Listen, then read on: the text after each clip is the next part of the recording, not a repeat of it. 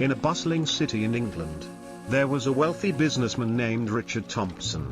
He owned several luxury restaurants, drove expensive sports cars, and lived in a grand mansion.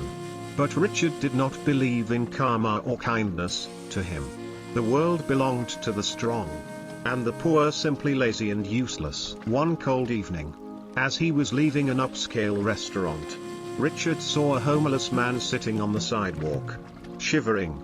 The man looked at him with pleading eyes and said weakly, "Sir, could you spare some food?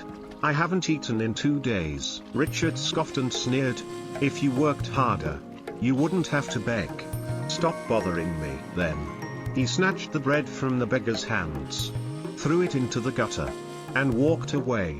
The homeless man remained silent, lowering his head. Years passed, and although Richard remained wealthy, his greed knew no bounds.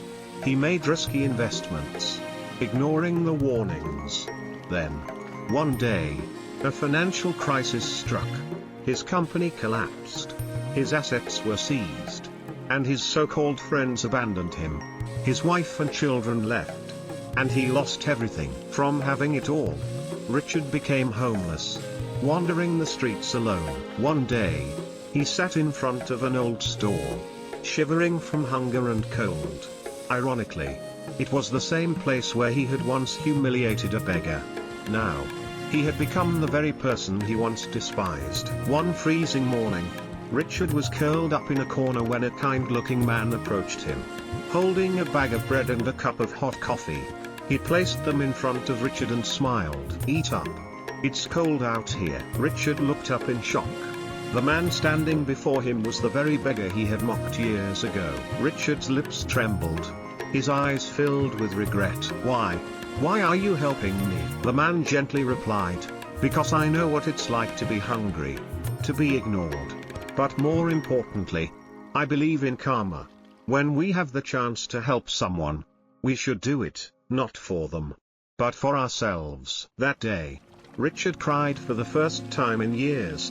He realized that wealth was not the most important thing in life, kindness was. From that day on, Richard changed completely. He started working for a charity organization helping the homeless. Though he was no longer a rich businessman, for the first time in his life, he felt truly at peace. This story is a powerful reminder that karma never fails. Every action we take, whether good or bad, will eventually return to us in some way. True wealth is not measured by how much money we have, but by how much kindness we give. Material possessions can disappear in an instant, but compassion and good will leave a lasting impact. When we help others, we are not just changing their lives, we are also shaping our own future. No one can predict what tomorrow holds. The person you look down on today may be the one who saves you in the future.